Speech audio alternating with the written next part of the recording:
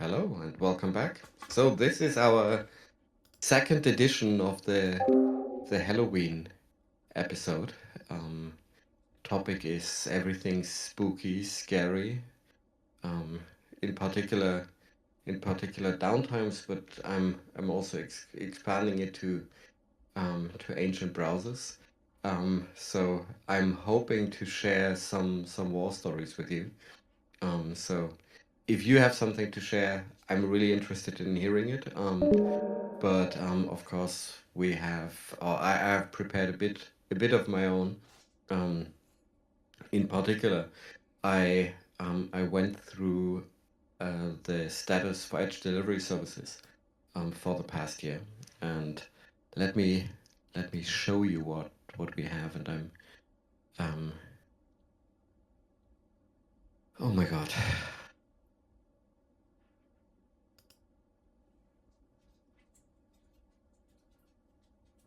Discord changed. Discord's UI changed. Yeah,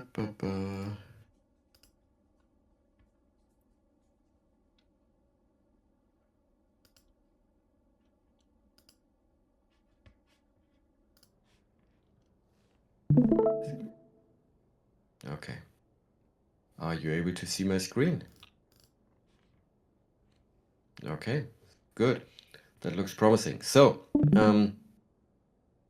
if you go to aemstatus.net, you can see that we had a really good quarter with exactly zero downtime from August to October. And if we go back, we see that we had a really, really good summer with zero downtime from May to July. And if we go back, we see that we had a really good spring with zero downtime from February to April. And if we go back one more bit in time, we can see that we had zero downtime in the entire last year, which is something that I'm really proud of.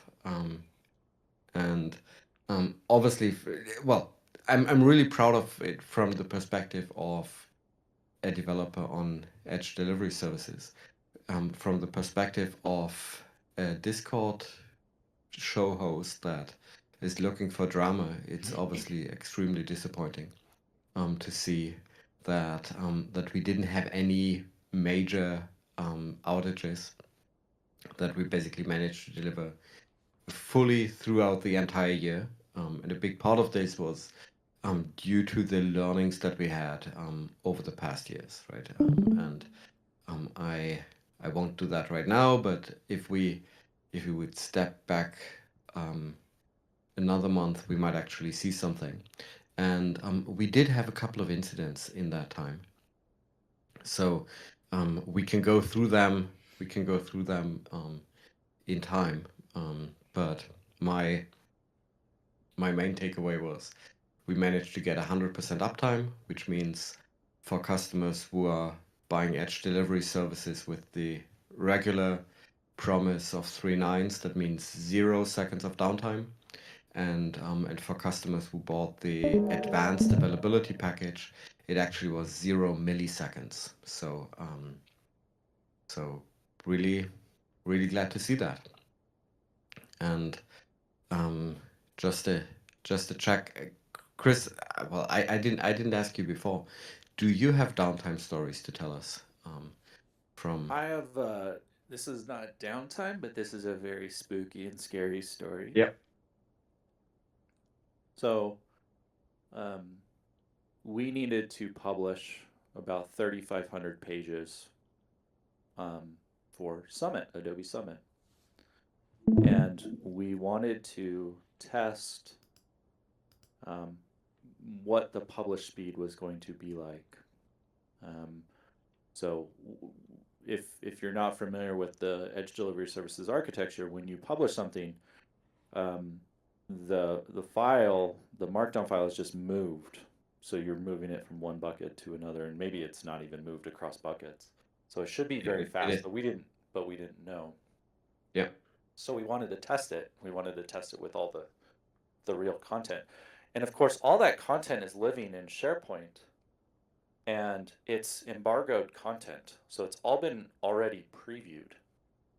So we said, well, let's move all of these documents into a drafts folder. And then David Nuschler had a script. He said, hey, you can run this script on your SharePoint folder. It will give you a list of every single page that's in the folder. Mm-hmm. So go to the drafts folder, run the script right where it says in SharePoint, do not run any scripts here. So ran that and got the full list of pages, and it was like, great, I got these relative URLs. I'm going to affix my aem.page URL, and I'm going to send it through our bulk publishing tool. Get through about half of the pages, Mm-hmm. and realize that it was relative URLs, which means the /drafts part of the URL was not there because all of these pages were relative. So we Oh. pre-published about 2,000 documents that was embargoed content. So now we have we have a lot of problems at this point. So first of all, there's no way. So all the Word documents have been changed, right? They all have new exciting Summit features, Gen Studio this and AI that. All the Word documents were changed. So it wasn't like we could just take the Word documents and re-preview and republish. So we're freaking out, or at least I'm freaking out.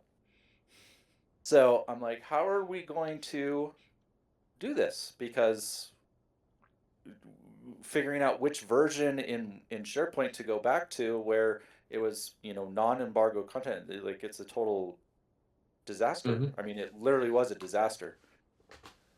Um, so between David, our web producers, our content creators, and myself, we kind of got a lay of the land, and luckily, um, we had stopped the script in kind of midstream Mm-hmm. in mid publish, so it only published about 2,000 of the documents. Yep. And luckily, that content was actually not embargoed. It was just regional content that wasn't actually changed. It had not been changed yet because we were doing this maybe a month or two before Summit. Mm-hmm. It had not gotten to the US content. So we, but there were a few areas, luckily, so there were a few places where we realized, okay, we do have to manually go back and figure out like where the last modified date was that didn't have like Mm-hmm. new shining products. So we do this, and it's like, okay, not quite false alarm, but we're clear because these files have not come back from localization yet. So Yep. we just basically republished everything that was already published. And then some hours go by, heart races start coming back down to normal, and then I go to the homepage, and it's the Summit content, the U.S. homepage, because it was in that sort of like one of the first U.S. pages. Mm-hmm. So it was like, hey, click on this Summit. Shaq is gonna be here, whatever it was. And luckily, it was so.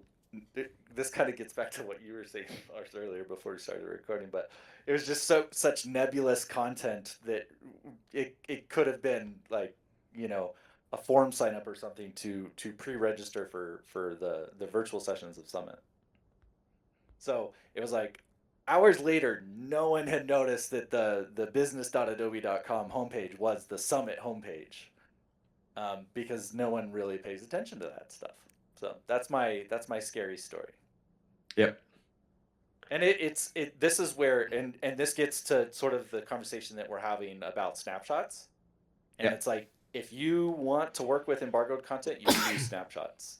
Mm-hmm. Like that is your answer. You do not Great. pre-publish. You do not preview embargoed content. It goes to a snapshot. That should be the like, because you are totally, hosed if you do something, if you accidentally publish stuff. Yeah. Yeah. It's the that's the scariest stuff, right? When you yourself are the culprit and broke something um and yeah, I'm giving me chills. Thanks for the story. Yeah, I don't know if I shared this one. I might have shared this one. This is for our AEM traditional AEM folks. So, what was it called? ETC map? Was that what it was? ETC map for like URL mapping. AEM. Is that what it was Mm-hmm. called? I forget what it was called. Yeah. Yeah, ETC mapping. Yeah, sure. So we had configurations for like stage, prod, etc. Well, I figured out that one of the configurations was wrong, and I was like, oh yeah, this is wrong. This needs to be deleted. I forget the exact details. Um, and so I deleted the wrong configuration. This is in production, by the way. Don't do this. So this was on acrobat.adobe.com. So I deleted the configuration, and I activated the folder. And what had happened was um, somehow the JCR basically bubbled up or sling bubbled up the stage configuration.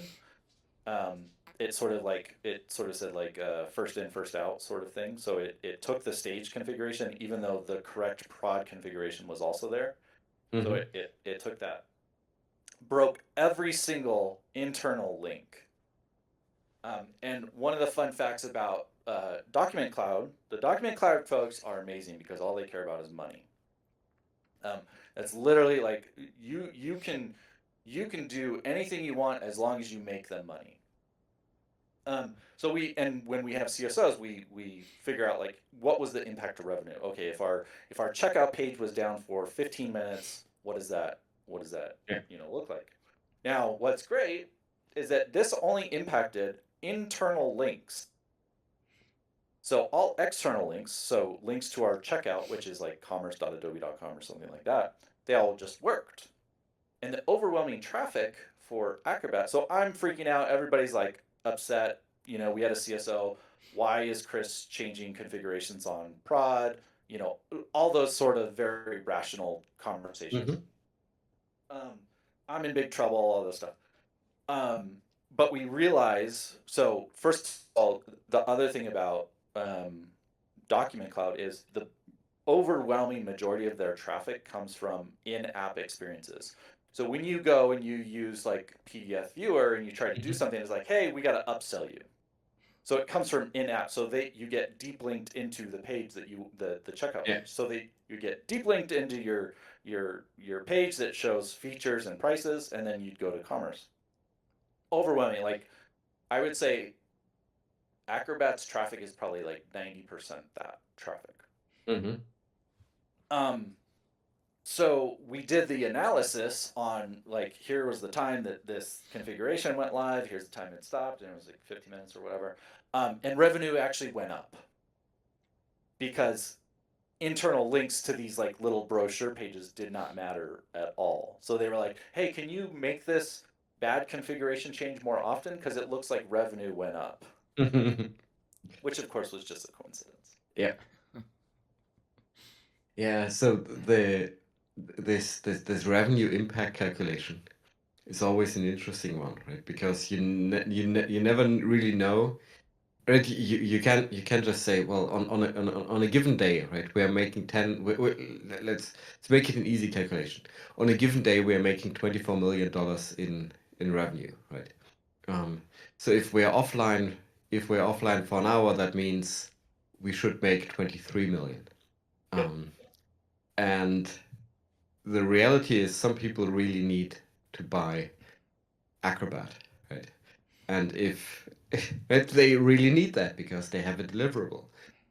So if acrobat.com is down for an hour, you know what they're going to do? They're going to come back at the end of the hour, right? Oh And yeah. I'm going to say, now I'm going to buy it, right? So Yep. and I think figuring out what percentage is really lost versus deferred, right? And with Acrobat, I think Acrobat isn't the kind of product that where you do an impulse buy, right? where you think, Yeah. oh, I'm just in the mood for buying a document and a comprehensive document management solution, right? It's yeah. Yeah, Um, not an impulse so purchase. No.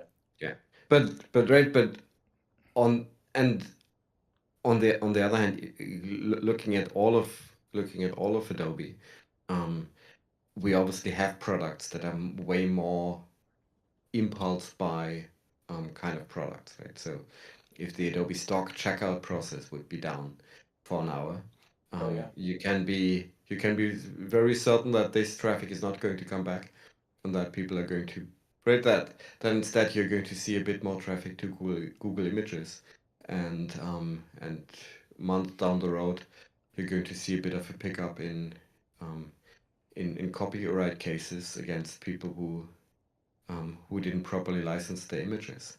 So yeah, Yeah, we sort of see this. It's an interesting thing. So like 5 years ago, people would search for like how to Photoshop an image, right? yeah, That was like a very common thing. 5, 10 years ago, that's what searches were. Um, Now, I mean, everything is an image editor these days. Your phone has a built-in image editor, so yeah. no one says how do you Photoshop an image anymore. It's like, hey, I want to remove my ex, you know, spouse or whatever. Hmm. Um, and so, yeah, there is that does become kind of a more interesting conversation around like branded searches versus like organic searches. And if you have downtime, let's say we have downtime and we have our Gen AI image editor thing, and somebody else does, the playing field is definitely Yeah, different. yeah. Okay. Dayan, do you have an exciting did you create any exciting downtimes this year? Oh, Um, didn't prepare this year. This year was mostly, oh, it's nothing so special. Was just developing for something from Deutsche Bank, and there the stuffs are pretty, how to say, lame. Nothing excited, yeah, but so That's the goal. everything is checked twice, and so. And even I managed to not get my hands on production. So yeah, I'm just going to the UAT and then it's a vote there for yeah, me. Something is broken on production. I have no access. yeah. So going through the 8 issues that we had that actually caused us to write a post-mortem. Um, I realized that I'm probably well, I'm definitely on the hook for the one with the longest post-mortem. Um, and this is wait, let me share my screen again. And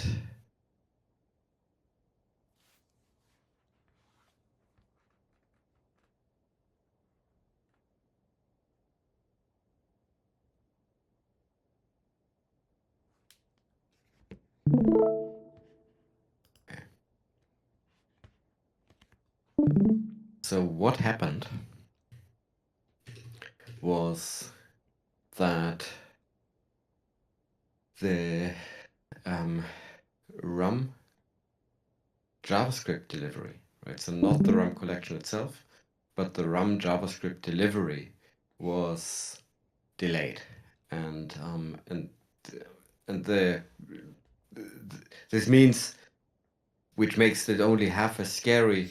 This didn't affect page rendering for customers at all, right? But it affected people who were looking at the developer consoles because they were suddenly seeing 4.4 errors um, that weren't there before, and it affected our data collection. And the reason for this is that we have 3 JavaScript files that we deliver through this infrastructure, the RAM.js, which we deliver only for, or at that time, we only delivered it to AM Cloud Service customers, the RAM Enhancer, which we deliver to everyone, and the Web Vitals module. Or actually, let me rewind. The Helix RAM enhancer we only deliver to every 100th visitor, those that actually get sampled in RAM, and same for the Web Vitals, right? So and the cause of this ultimately was that there was an outage with unpkg and unpk. Nope, wrong. Open link in new tab. Here we go. Okay. And unpkg is a JavaScript CDN that we're using to deliver JavaScript files because we don't want to deliver them straight from npm. And yeah, so unpkg was down, and unpkg being down, unpkg is one of the bigger JavaScript CDNs in the world, right? So load-bearing infrastructure of the web, and that was down for how long? So that's 3 p.m. and then the first one who commented on it was 9 p.m. Right, so it 9 a.m. to 3 p.m. So that was a couple of hours, and who caused it? In the end, I would have to say I caused it, right? Because I made the architectural decision, on the one hand, to have unpkg in the critical path of the delivery, and number two, to make that we didn't have a second fallback, right? And in the meantime, we've changed this, so we are now using multiple CDNs as the backend. So if unpkg is down, we are basically switching to JS deliver and vice versa. And we are still working on further improvements to simplify that architecture.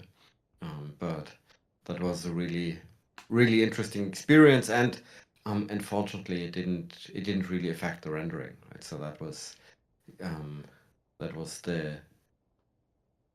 the biggest one that I caused, I have to say. So sorry for that, everyone, but we are working to improve this. The other two that I quickly want to point out is that we had two publishing issues.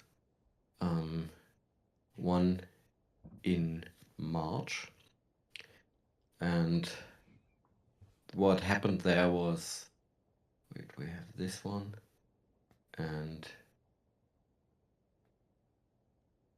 nope. No, I think it's this one. Yeah. So and Chris, that timeline might look familiar to you. So there's March 4th, which in Adobe speak is right before Summit, and this was Experience League, right? Yep. Thanks for you saying it. So as part of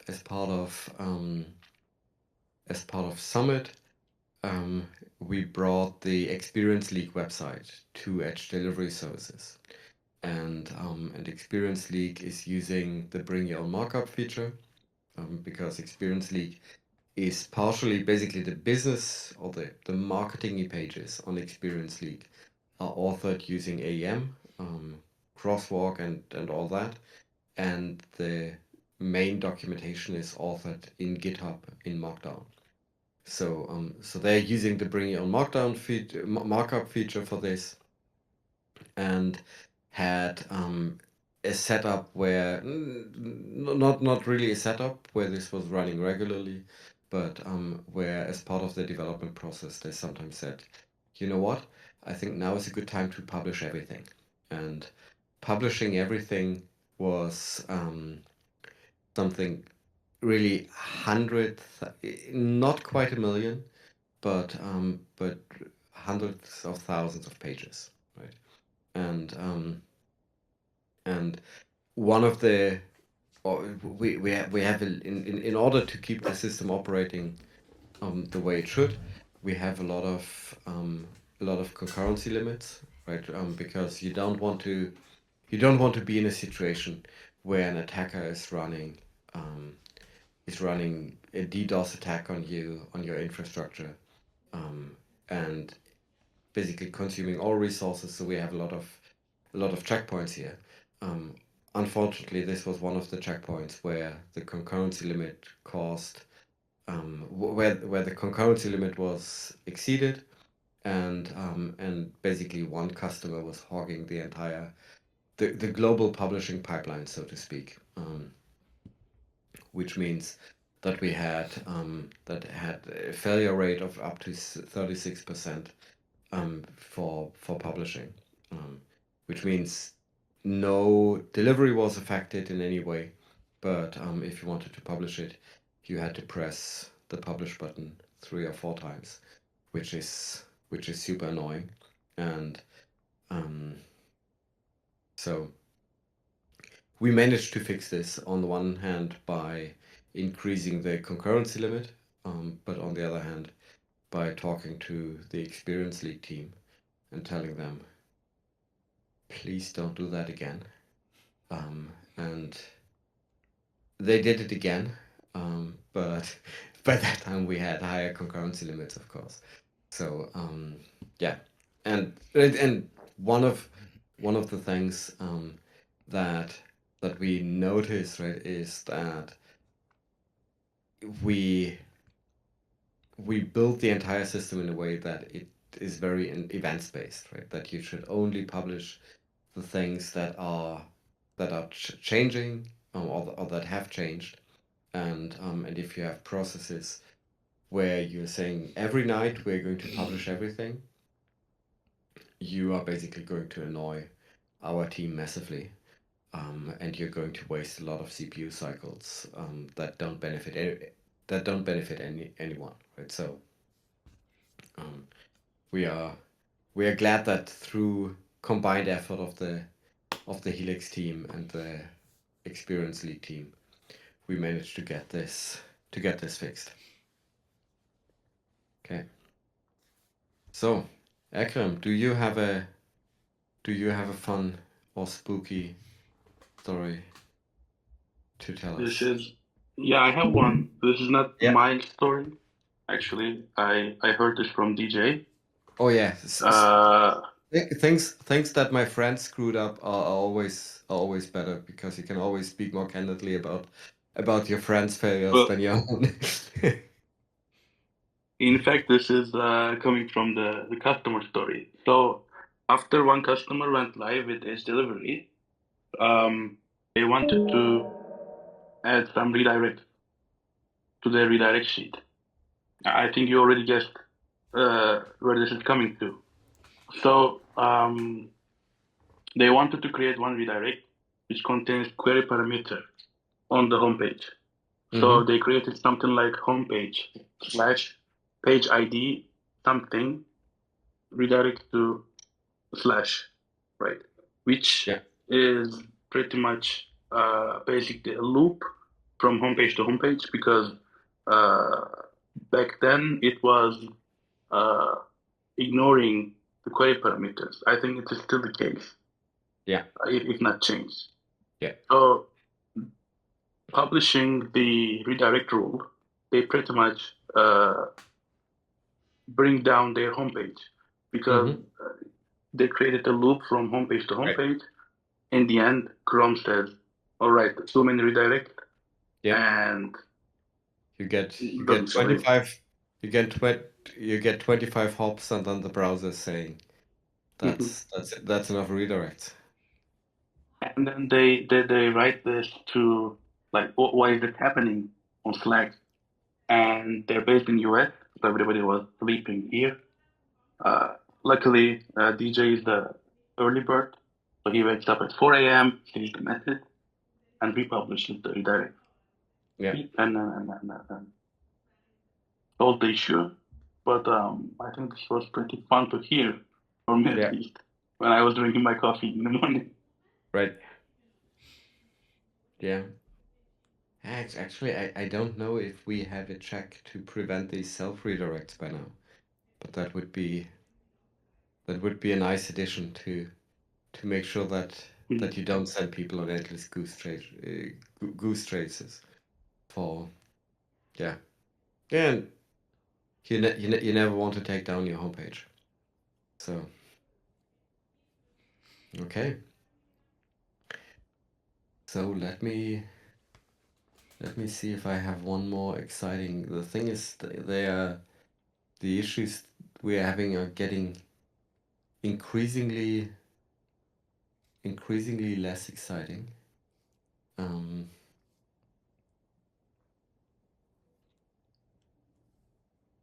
Actually, this one is kind of nice. Let me bring that up. So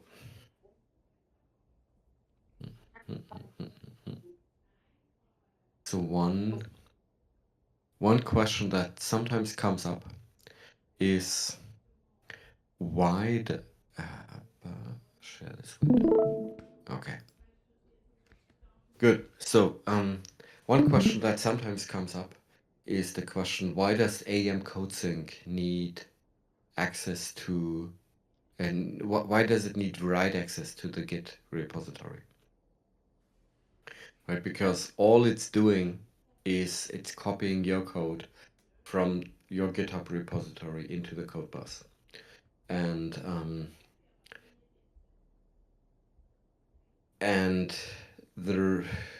we saw this question come up again and again. So we said, you know what? We don't need this because we're not writing any code. Let's remove the permission. So we removed the permission, and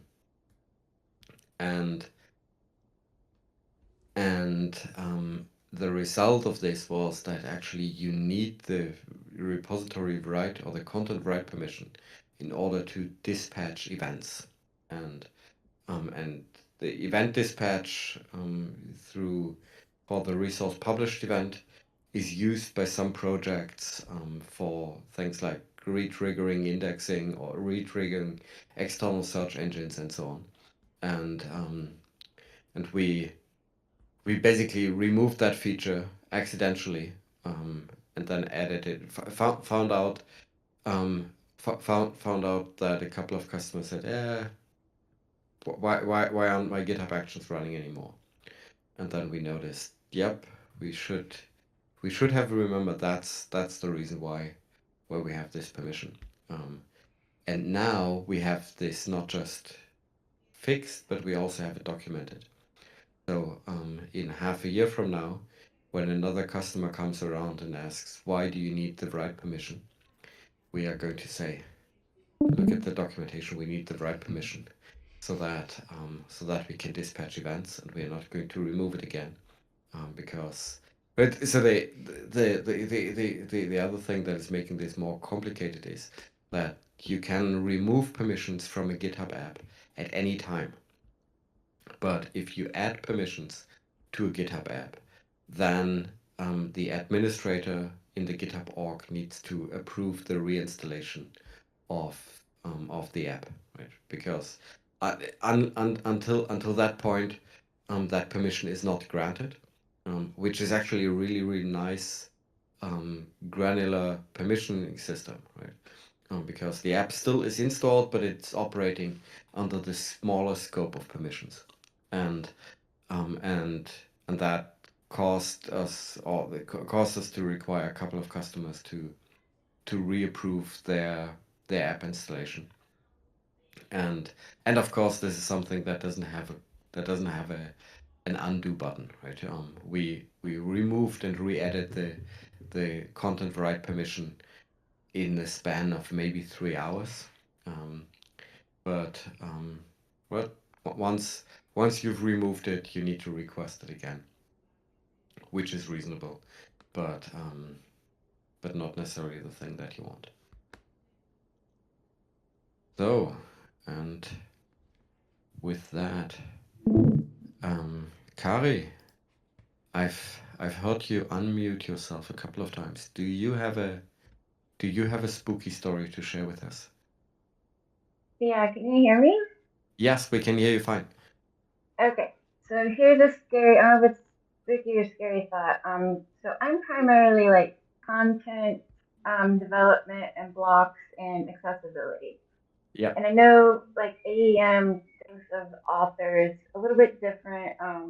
Like they don't have HTML, CSS knowledge, where we like I have all that knowledge in development.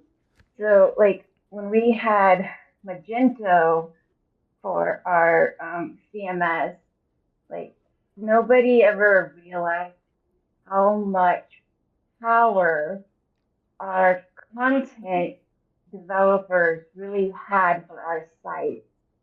They're just like, oh, you guys are a content team. You build the content, great. But if you go into those blocks, you can write script, you can write CSS, you can write HTML. Yeah. And I've definitely taken the site down a time or two, and then instantly go fix it. But if you just think about that and you put somebody in there to, sure, they just go use a WYSIWYG, and please don't ever use a WYSIWYG. They're horrifying. But just it's kind of terrifying to think about just authors, air quotes, in there doing whatever they want to do, because it is can totally destroy a website in those CMSs. Yeah. So that's my scary thing. Yep. Yeah. So pasting HTML somewhere is always scary, right? And the thing is, when building, so I'm not saying that the Magento team did anything wrong there, because any of these systems, right? No matter which way you come down, you're making trade-offs, right? You're making a trade-off between do I want to give my authors the flexibility they need, or do I want to keep things safe? And with untrusted HTML, obviously people can put in CSS that is overriding CSS outside of the block, or they could even have JavaScript in there, right? And in the best case, it's just something that is throwing an error. In the worst case, especially in a commerce scenario, you have something that is stealing credit card data, which you certainly don't want to have. So, yeah, CSS, untrusted HTML is scary. I definitely agree with that, and it's also one of the reasons why everything that we put into the content bus is actually markdown, right? So we strip everything away that could be potentially dangerous, and that means, on the other hand, for us as developers, that we have to build the blocks in the right way, and that we have to work more closely with our authors to figure out what they actually want to achieve, instead of just giving them the ability to, hey, paste custom HTML here. Okay, thanks for sharing. I just the spooky thing, you know.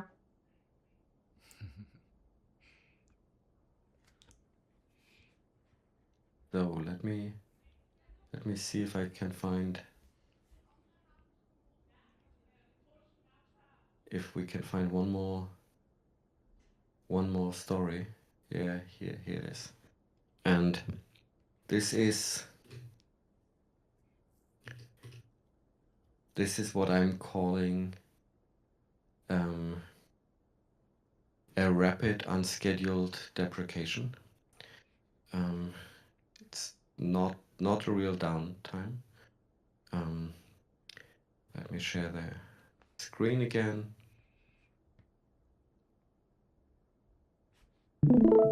Okay. So that was almost a year ago.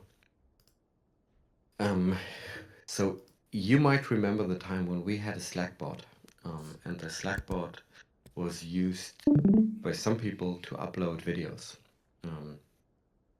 And we've been, so the thing is, not a lot of people have been using this, right? So out of hundreds of sites, we maybe had a handful of sites that were uploading videos through the Slack bot, and what happened was Slack basically changed an API that broke that feature for us. Took us a while to figure out what was took first a while for people to start using to use the upload skill. Then finding out that it was broken, then we found out that it was broken and why it was broken. And then we had to make the decision, do we want to rebuild this Slack, do you want to rebuild the bot in a way that it can support this particular feature that we wanted to remove anyway? Or do we just declare it removed and deprecated and removed?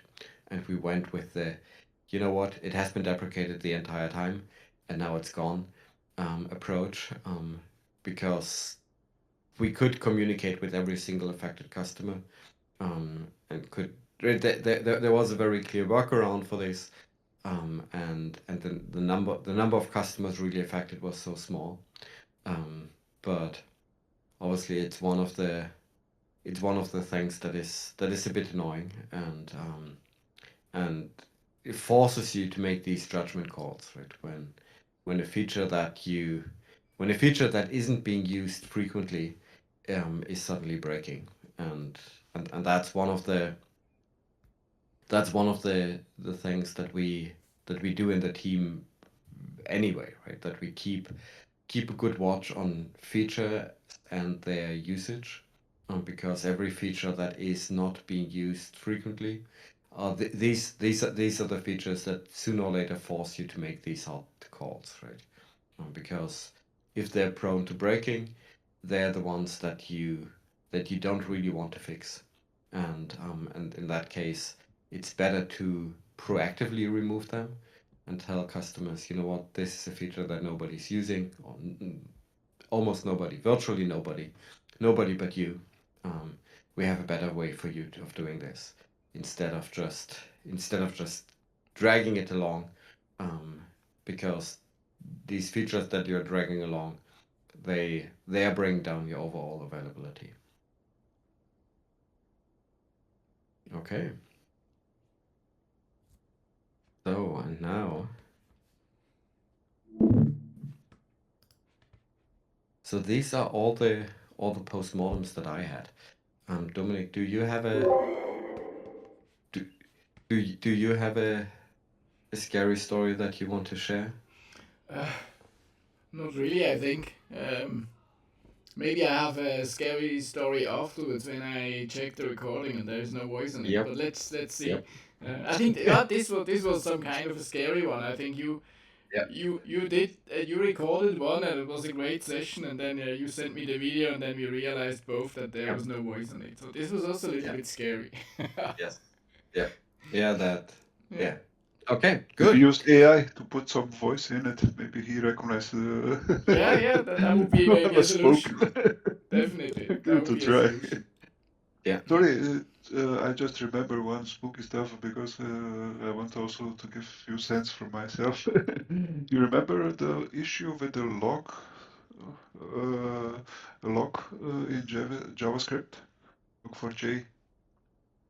In There was Java. a security issue, yeah, Yes. a few years ago, Yeah. and this makes me think about and also about using open source, and so always for some enterprise applications and so. And I'm really happy that Edge Delivery Service not using any JavaScript libraries, and that Yeah. you're using web platform. And noticed also that, I don't know if you know, but Netflix also moved to web platform from React. Mm-hmm. Yeah. And So that shows us that's really the right way to Yeah. do this.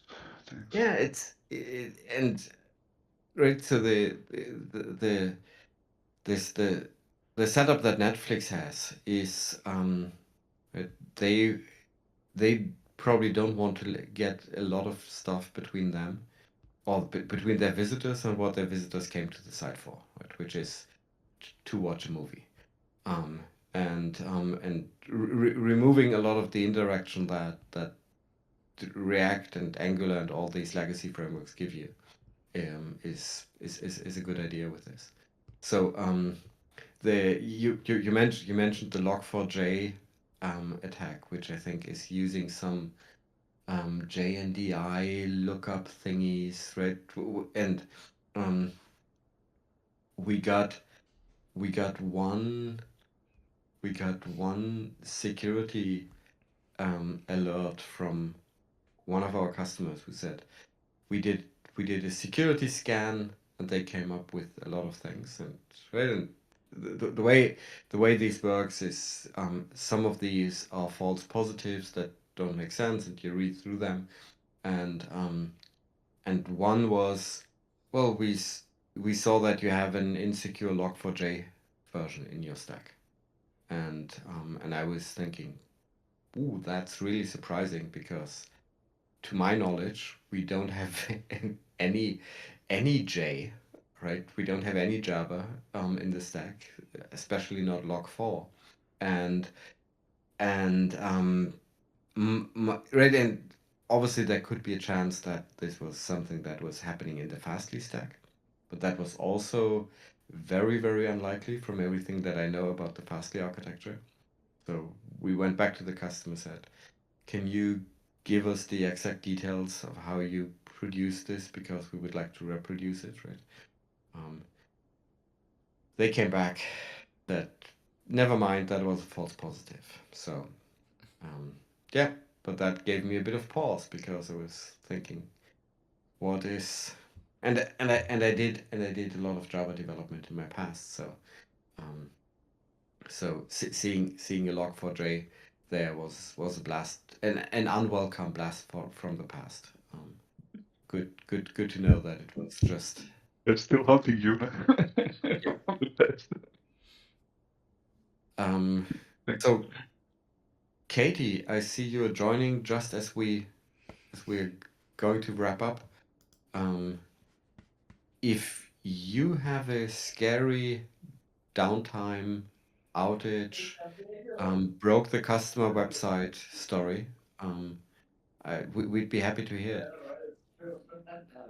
I feel like every break, every CSO, every on-call is very scary to me. Yeah. But when I was very, very new to development, one of the things that I was tasked with doing was in a shop, like a shopping cart, to check if items were still in stock. The shopping cart is maintained over time. So if you came back like 3 months later, were things still in stock? Right. I did it. It was great. It worked great. However, it caused an error if that script couldn't find something out of stock. So if the cart was totally valid, it threw an error, which was really fun and exciting at the time. I'm smarter now. Yeah. But that was rough. How long did it go until the issue was identified? Maybe 16 minutes, 15, 16 minutes. I timed it, like checked against the GitHub time when it was very fresh to just make sure. But yeah, it was rough. And we've been talking about this earlier when Chris was online about breaking the checkout experience for acrobat.com. And what Adobe is doing in a lot of these cases, it's trying to estimate the amount of lost revenue, right? And we found out that there's probably a difference between impulse purchases, right, where if the shopping cart is broken, you just stop wanting it or you buy it somewhere else, and very deliberate purchases like, let's say, Acrobat, right, where if it's broken, you are super annoyed and angry, but you come back an hour and try again, and if it's working, you're fine. So what kind of product was typical for the shopping cart? Was that an impulse buy It or was ice cream. ice cream? So Yeah. yes. Yeah. Okay. Well, now I know the exact customer, but yeah. Well, so I think some people in Salt Lake City might have went without ice cream for a I day, know. which Devastating. is terrible. Agreed. Yeah. Very scary indeed. Yep. Okay. I think you're winning. This is this is the scariest thing that we managed to produce today. Oh, good. I'm glad that I can make the worst mistake. Yep. Okay. Willing. So we have 3 more minutes, which means I'm going to ask Dominic, when are we talking again? I think we have an Adapt 2 Yes. wrap up. Yeah, they have a When's great that session happening? next Thursday on the 7th of November. Looks Okay. very good. It's together with Roman Müller and Stefan Seifert from Adapt2. And Okay. just today I checked that we will have also 3 to 4 other guests. And I think it will be quite a good discussion. So yeah, looking Yes. forward to it next week. Yeah. Oh yeah, and don't forget on November 12th there will be Dev Live. Of course, we will also have then a Dev Live recap later on.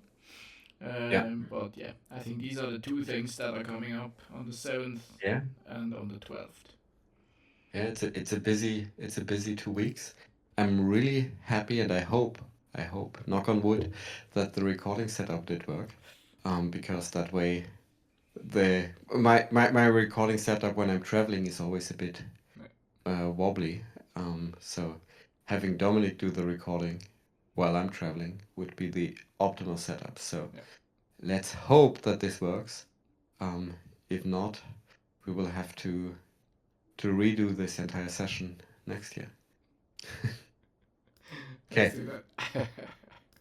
Thanks everyone. Thanks for sharing. That was a great hour. Thanks for your time. Bye bye.